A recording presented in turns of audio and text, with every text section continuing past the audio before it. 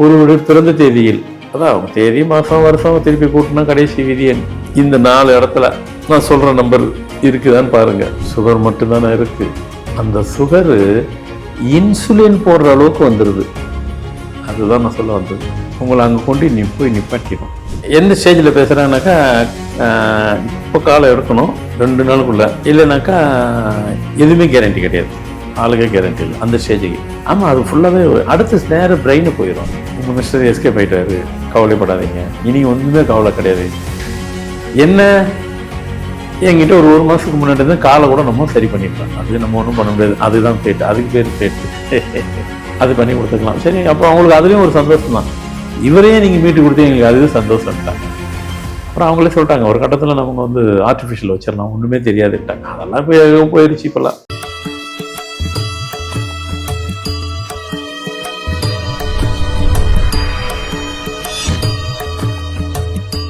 வணக்கம். Format numerology, உங்கள் மகா தனசேகர் ராஜா உங்களுடன் வழக்கம் போல் புது தகவலுடன் வந்திருக்கிறேன். என்ன, எண்களை பற்றி தான். எண்கள் இவ்வளோ பெரிய சாம்ராஜ்யமே நடத்தி கொண்டிருக்கிறது. சில பேர் பேசுவீங்க, எண்களை வச்சுக்கிட்டு இவர் சாம்ராஜ்யம் நடத்துகிறாரு, எண்கள் நடத்துறதுன்னு இவரே சொல்லிக்கிறாரு அப்படின்னு கூட சொல்லுவீங்க. சரி, மைண்ட் வாய்ஸ் கேட்குது, சொல்லிக்கிங்க, எல்லாம் ஒன்று தான். நான் தான் நடத்த முடியும், வேற நடத்துறது. அந்த எண்களை பற்றி இவ்வளோ ஆராய்ச்சி பண்ணி கண்டுபிடிக்கும் போது நான் தான் சொல்ல முடியும், நான் தான் நடத்த முடியும். அதை இன்னும் எத்தனை வருஷம்னாலும் நான் கொடுப்பேன். நான் இருக்கிற வரைக்கும் எத்தனை வருஷம் ஓடுதோ அத்தனை வருஷமும் கொடுப்பேன். அவ்வளோ இன்ஃபர்மேட்டிவ்ஸு அதுக்குள்ளே அடங்கி இருக்கு. அந்த தகவலெல்லாம் என்ன கடவுளுக்கு தான் நன்றி சொல்லணும். காரணம், டிவியில் சொல்லும்போது இதெல்லாம் நான் சொல்லலை. அப்போ வேறு பேட்டர்னில் சொன்னேன். அப்போ சொல்லலைன்னு இல்லை, அப்போ வேறு பேட்டர்ன். அப்போ செக்மெண்ட்டாக பிரிச்சுக்கிட்டேன். ஒரு 5 செக்மெண்ட் வச்சுக்கிடுவேன். பிரபலமான எல்லா டிவிக்கும் சொல்லும் போகும்போது செக்மெண்ட்டை பிரிச்சிருவேன். ஒன்று பிரித்து அப்படியே விட்டாக சொன்னேன். இப்போ இதை மட்டும் தான் சொல்ல வேண்டியதாக இருக்குது. அதனால் இது பழியது தெரியுது. அடுத்ததாக நிறைய சொல்ல வேண்டியதாக இருக்குது. ஆமாம், டிவி மீடியாவில் 20 வருஷம் கம்மி இல்லாமல் பேசணும், எல்லாம் பார்த்துட்டு தான் இருக்கீங்க. இப்போது யூடியூப்புனுடைய சாம்ராஜ்யம் தானே, அவ்வளோதான். கோவிட்டுக்கு அப்புறம் யூடியூப்பினுடைய சாம்ராஜ்யம் தான். உலகம் ஃபுல்லாக யூடியூப் தான். பரவாயில்ல, இனி அடுத்து இதுக்கப்புறம் வேறு என்ன வரப்போதோ பார்ப்போம். எது வந்தாலும் என்ன இருக்குது, மக்களுக்கு நல்ல விஷயத்த போய் சேர்ந்தா சரி. இன்றைக்கி என்ன சொல்ல போகிறோம், ஒரு பிறந்த தேதியில், அதான் அவங்க தேதி மாதம் வருஷம் திருப்பி கூட்டினா கடைசி விதி எண். இந்த 4 இடத்துல நான் சொல்கிற நம்பர் இருக்குதான்னு பாருங்க. என்ன நம்பர்? 3ஆம் நம்பர், 7ஆம் நம்பர், 8ஆம் நம்பர். நானும் தொடர்ந்து இருக்கும். 4 பிளேஸில் 3 தொடர்ந்து இருக்கணும்னு கிடையாது, ஒரு ஸ்கிப் பண்ணி கூட இருக்கலாம். இருந்தா என்ன இருக்குது அப்படின்னு வச்சுக்கிறோம். என்ன அப்படின்னு கேட்டிங்கன்னா, அவங்களுக்கு சுகர் ப்ராப்ளம் இருக்கும். அடவோடுங்க, சுகர் ப்ராப்ளம் யாருக்கு தாங்க இல்லை. உலகம் ஃபுல்லாக சர்வே எடுத்து பார்த்தாக்கா 1/3 தாண்டி இப்போ அதுக்கு மேலே போயிட்டுருக்கு சுகர் உலகம் ஃபுல்லாக. யாருக்கு தான் இல்லை அப்படின்னு நீங்கள் சொல்லலாம். சந்தோஷம் இல்லை. எனக்கு தெரிஞ்ச ஒரு அம்மா இருக்காங்க. ஆமாம், உண்மை நான் சொல்கிறேன். 50 வருஷத்துக்கு மேலேயே அவங்களுக்கு சுகர் இருக்குது. ஒரு டீச்சராக இருந்தாங்க, ரிட்டையர்லாம் ஆகிட்டாங்க. ஆனால் அது ஆச்சரியம். அந்த மனக்கட்டுப்பாடு எல்லாத்துக்கும் வராது. ஒரு சில பேர் அதை கண்ட்ரோல் பண்ணிக்கிறாங்க. 50 வருஷமாக வச்சுருக்குறாங்க. ஆனால் அதை எப்படி ஹேண்டில் பண்ணுறோமோ அப்படி ஹேண்டில் பண்ணிக்கிறாங்க. மன ரீதியாக ஸ்ட்ராங்காக இருக்காங்க. ஸ்ட்ராங்காக இருந்தால் அந்த சுகரை கண்ட்ரோல் பண்ணிக்கிட்டே இருக்கிறாங்க. அது பெரிய விஷயம். ஆனால் நான் சொல்ல வந்தது, இந்த நம்பர் இருந்தால் சுகர் மட்டும்தானே இருக்குது. அந்த சுகரு இன்சுலின் போடுற அளவுக்கு வந்துடுது. அதுதான் நான் சொல்ல வந்தது. உங்களை அங்கே கொண்டு போய் நிப்பாட்டிடும். சரிங்க, அது ஒன்றும் பெருசு இல்லை, நாங்கள் போட்டுப்போம் அப்படின்னு நீங்கள் நினைக்கலாம். இல்லை, அதை நீங்கள் சர்வசாதாரணமாக எடுத்துக்க முடியாது, எடுத்துக்கக்கூடாது. ஒரு ஸ்டேஜி ஒரு ஒரு ஒரு ஒரு ஒரு பார்ட்டியை உங்களுக்கு ரிமூவ் பண்ணுற ஸ்டேஜுக்கு கொண்டு போய் விட்டுரும். ஆமாம், அந்த ஸ்டேஜ் ரொம்பவும் கீழே இறங்கி உடம்பு ஃபுல்லாக. அது என்னென்னா, இன்சுலின் போடுற அளவுக்கு வந்திருக்குன்னு சொன்னாலும் வேறு ஒன்றும் இல்லை. அது அந்த இது உங்களுக்கு பிளட்டில் போய் உங்களுக்கு மிக்ஸ் ஆயிரும். சுகர் பிளட்டில் மிக்ஸ் ஆகாமலே இருக்கிற வரைக்கும் தப்பிச்சிக்கிடலாம். என்னைக்கு அது பிளட்டில் மிக்ஸ் ஆகிடுச்சோ இன்சுலின் உள்ளே வந்துடும். அது இன்னும் கொஞ்சம் காலகட்டத்தில் அப்படியே ஃபுல்லாக பாடியில் இறங்கிட்டு நேரம் காலு கீழே இறங்கிடும். கை கால் இங்கே ஆரம்பித்து அங்கே முடியுங்கிற மாதிரி நரம்பு இருக்கு இல்லையா, கீழ் இருக்கு இல்லையா, அந்த கணுக்கால கீழே அங்கே ஆரம்பிக்கும். அப்படியே சுற்றி அப்படியே உடம்பெல்லாம் சுற்றி திருப்பி கையில் கனெக்ட் ஆகிடும். இங்கேருந்து சுற்றி அங்கே போயிருக்கும். இது காலில் போய் நின்றோம். முதல்ல பெருவரில் மூவ் பண்ணிடுவாங்க, அப்புறமா காலையே மூவ் பண்ணிடுவாங்க. இப்போ ஒரு சமீபத்தில் மீன்ஸ் ஒரு 8லேருந்து 10 மாதத்துக்குள்ள வெளிநாடு. ஆமாம், நான் நாடை தானே சொல்கிறேன், பேர் யார் சொல்ல போகிறேன்? இல்லை, லண்டன் நாடு அதுதான். ஆனால் பேர் தேவையில்லை, அது தேவையில்லை யாருக்குமே. என்கிட்ட அவங்க பழக்கம் இல்லை. அப்போ தான் ஃபஸ்ட்டு பேசுகிறாங்க. எந்த ஸ்டேஜில் பேசுகிறாங்கனாக்கா, இப்போ காலம் எடுக்கணும் 2 நாளுக்குள்ள, இல்லைனாக்கா எதுவுமே கேரண்டி கிடையாது, ஆளுக்கே கேரண்டி இல்லை அந்த ஸ்டேஜுக்கு. ஆமாம், அது ஃபுல்லாகவே அடுத்த நேரம் பிரெயினு போயிடும். எதுக்காக இவ்வளவு சொல்கிறேன்னா, அசால்ட்டாக இருக்காதீங்க, நேராக பிரெயினை போய் அட்டாக் பண்ணணும். ஆமாம், அதுக்காக சொல்கிறேன். சுகரை ஈஸியாகவும் எடுக்கக்கூடாது, பிளட்டில் கலக்காத வரைக்கும் இன்சுலின் போடுற அளவுக்கு வந்துச்சுன்னா ரொம்ப ரொம்ப ரொம்ப கேர்ஃபுல்லாக இருக்கணும். நம்ம கை மீறி எதையுமே போக விடக்கூடாது. 2 நாள் தான் அவங்க டைம் கொடுத்துட்டாங்க. அவங்க அப்படியே பதறி கதறாங்க.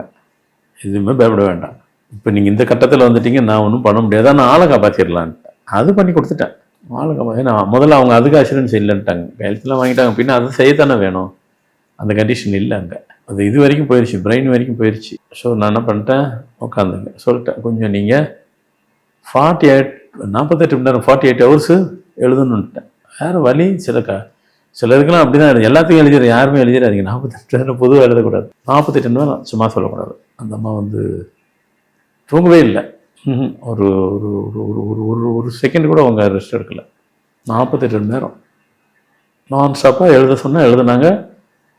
முதல்ல எழுதுறது, அப்புறம் திருப்பி ஒரு மந்திரம் எழுதுறது, மந்திரம் மாற்றி மாற்றி மாற்றி கொடுத்து நானும் ப்ரேயரில் போட்டேன். எல்லாமே நடக்குது, நல்லபடியாக ஆப்ரேஷன் முடிஞ்சது, சக்ஸஸ்ன்ட்டாங்க. அது சொல்லணும், அது அஷூரன்ஸ் கொடுக்கல. அது எப்படி கொடுப்பாங்க? பிரெயினுக்கு போய் அங்கேயே போய் அட்டாக் பண்ணிடுச்சு, அப்புறம் அஷூரன்ஸ் எப்படி கொடுப்பாங்க? கொடுக்க மாட்டேன்ட்டாங்க. இப்போ ஆனதுக்கப்புறம் அஷூரன்ஸ் கொடுத்துட்டாங்க. உங்கள் மிஸ்டர் எஸ்கேப் ஆகிட்டாரு, கவலைப்படாதீங்க, இனி ஒன்றுமே கவலை கிடையாது. என்ன, என்கிட்ட ஒரு மாதத்துக்கு முன்னாடி தான் காலை கூட நம்ம சரி பண்ணிக்கலாம், அது நம்ம ஒன்றும் பண்ண முடியாது, அதுதான் ஃபேட்டு, அதுக்கு பேர் ஃபேட்டு.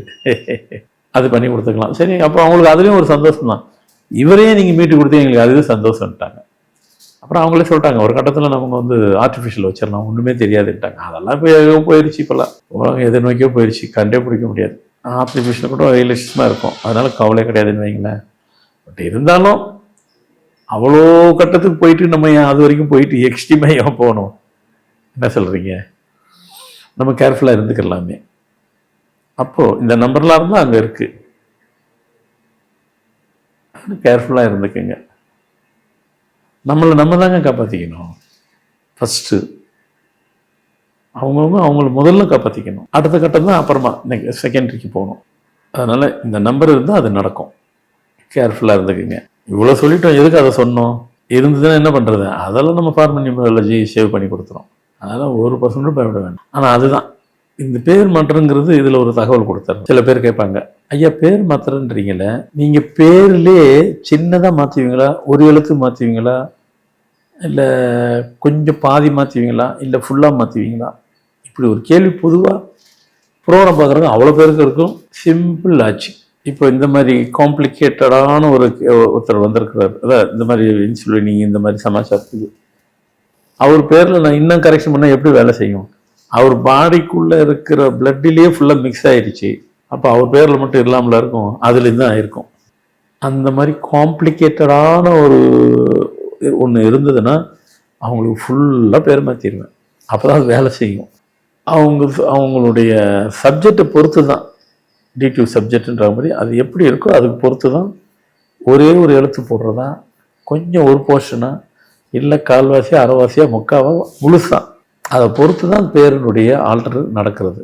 பிளெயினாக நான் அதை பண்ணிடுவேன் அப்படிலாம் கிடையாது. நான் மேக்ஸிமம் இருக்கிறத கரெக்ஷன் பண்ண பார்ப்பேன். அது அவங்க சொல்கிறத 1000 சொல்லட்டும், ஆனால் என்ன இருக்குங்கிறது தான் சப்ஜெக்ட், அதை நான் ஸ்டடி பண்ணிடுவேன், அப்புறமா டிசிஷன் எடுக்கிறது. இப்போ இந்த மாதிரி இதுகளும் ஃபுல்லாக மாற்றிடுவேன்.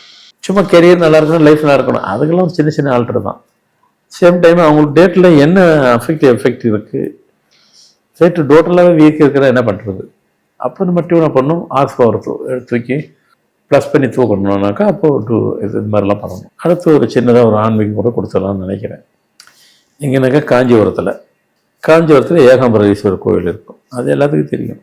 அங்கே உள்ள ஒரு மாமரம் இருக்கும்.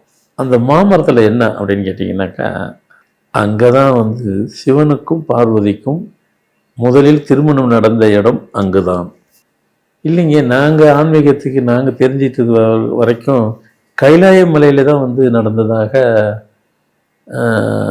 ஆன்மீக வரலாறு கூற்று சொல்லியிருக்கு. நீங்கள் கூட அது மாதிரி ஒரு முறை இடத்துல சொல்லியிருக்கீங்க, நான் முன்னையே கேட்டிருக்கிறேன் பல வருஷத்துக்கு முன்னாடி அப்படின்னு சொன்னால் கூட இருக்கலாம். நமக்கு எல்லா விஷயத்தையும் முன்னோடிகள் யார்? கடவுளுங்க தானே. கம்ப்யூட்டர் இப்போ கண்டுபிடிச்சோம், அதில் ஒரு சிப்பை கண்டுபிடிச்சோம். அவங்களாம் அப்பவுமே கண்டுபிடிச்சி நம்மளோட ப்ராப்ளத்தை எல்லாம் சிப்பில் போட்டு வச்சுருக்குறாங்க. அது மாதிரி ஆமாம், கல்யாணத்தை இங்கே பண்ணியிருப்பாங்க, ரிசப்ஷன் அங்கே வச்சுருந்துருப்பாங்க, யாரு கண்டா? இல்லை இங்கே ஃபார்மலுக்கு இங்கே தான் பண்ணணும்னு சொல்லி இங்கே பண்ணிவிட்டு அதை கொஞ்சம் கிராண்டாக அங்கே போய் பண்ணியிருக்கலாம் கைலாஷ் மலையில். அதெல்லாம் நம்ம பக்கத்தில் நின்று பார்த்தோம். ஆனால் முதலில் இங்கே நின்றுது, இங்கே பண்ணது இங்கே தான். அது ஆன்மீக கூற்று அங்கே இருக்குது. அது எதுக்கு இங்கே சொல்ல வரோன்னாக்கா, அப்போது திருமணம் ஆக வேண்டும் அப்படி என்றால் அங்கே போய் ஒரு வேண்டுதல் வைங்க, கல்யாணம் ஆயிடும். திருமணம் முடிந்ததுக்கப்புறம் அங்கே பொதுவாக கணவன் மனைவி 2 பேரும் போகிறது இருந்தாக்கா அங்கே போயிட்டு வாங்க. பொதுவாக சிவனும் பார்வதி மாதிரியும் வாழ்க்கை சந்தோஷமாக இருக்கும். ஆமாங்க, சிவனும் பார்வதியும் கால் பட்டு பதித்த இடம், அந்த இடத்துல போய் நின்று நம்ம அங்கே போயிட்டு வேண்டுதல் வைக்கிறது, கல்யாணம், நம்ம அந்த கோயிலுக்கு போகிறது எவ்வளோ பெரிய விசேஷம். அந்த இடத்துல நம்ம சாமி கும்பிட்றது எவ்வளோ பெரிய விசேஷம். இந்த தகவல் எவ்வளோ முக்கியமானது, எல்லாத்துக்குமே முக்கியமானது தானே. கண்டிப்பாக அனைவரும் அந்த கோயிலுக்கு போயிட்டு வாங்க. அந்த இடத்துல சிவன் பார்வதி நடந்த இடத்த வணங்கிட்டு உங்கள் அருளை பெறுவதற்கு அங்கே அனைவரும் போயிட்டு வாங்க, பெறலாம். வணக்கம். ஃபார்மட் நியூமராலஜி நிறைய தகவலை உங்களுக்கு நீங்கள் விரும்பினபடியும் அவ்வளவும் கொடுத்து கொண்டிருக்கிறேன். எல்லாத்துக்கும் பயன்பெறும்படி உள்ளன. இதில் நிறைய சந்தேகங்கள் எதனா இருந்தாலும் தொடர்பு கொண்டு கேளுங்கள். நிகழ்ச்சி பார்த்து முடித்தவுடன் லைக் பண்ணுங்கள், ஷேர் பண்ணுங்கள், சப்ஸ்கிரைப் பண்ணுங்கள். நன்றி, வணக்கம்.